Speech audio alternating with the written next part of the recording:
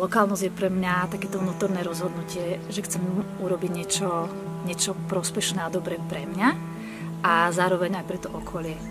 Že dôverujem nielen sama sebe v to, čo vytváram a v to, čo jem a to, čo pestujem, ale aj tých ľudí, ktorí sú okolo mňa a snažia sa o to isté ako ja. Takže lokálnosť je pre mňa určitá vnútorná sila, ktorá nás vedie k lepším rozhodnutiam.